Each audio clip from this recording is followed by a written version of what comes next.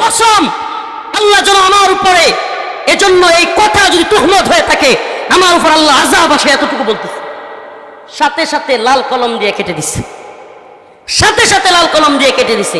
শুধু কেটেই দেয় নাই, আমি যখন জিজ্ঞেস করলাম কি, উনি তো সবচেয়ে গরম কথা বলে, পারলে হাসিনার একবার কাপড় খুলে ফেলে, তো উনার নাম কাটছেন কেন? হুজুর এটা বুঝবেন না। কি বলে? এটা বুঝবেন না। এখনো যারা মনে করেন যে আমরা সব, আজকে কি দেখলেন আপনারা? ফরিদ উদ্দিন মাসুদকে আল্লামা বানানোর জন্য যারা তৈরি, হাসিনা চলে যাওয়ার পরে যারা ফরিদ উদ্দিন মাসুদকে বড় বুজুর্গ দাবি কইরা তার বিরুদ্ধে বললে চোখ উপড়ায় ফেলবে, টানা ঘেরাও করবে, এই অবস্থানগুলো দেখতেছেন। আর আমরা রিমান্ডে, আমি নিজে এটা যাচাই করে আসছি। এখন বলবেন হুজুর গোয়েন্দারা নিজেদের মধ্যে লাগাইয়া দেওয়ার জন্য আপনাদের মধ্যে এগুলো করছে। আপনারা খুব বেশি বুঝেন না। সব কিছু এত আলাদিনের চেরাগ আপনারা কই পেলেন?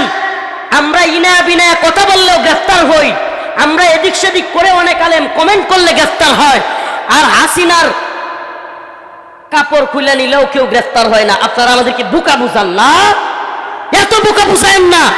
আজকে মুখ খুলতে বাধ্য হচ্ছি।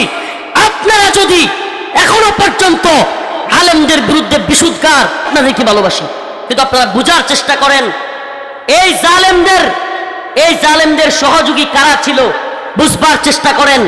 বারবার তাদের সহযোগী হয়েও কারাগারে যেতে হয়নি কাদের। আজকে সেই জালেমদেরকেও শায়েস্তা করার সময় এসেছে। হয় পরিবর্তন হবেন, নিফাকি দূর করবেন, শাহবাগী ফরিদ উদ্দিন মাসুদের থেকে সমর্থন উঠিয়ে নেবেন, না হলে আমাদের জবান বন্ধ হবে না ইনশাআল্লাহ। আমাকে রিমান্ডে কারগুজারি শোনা যায়, রিমান্ডে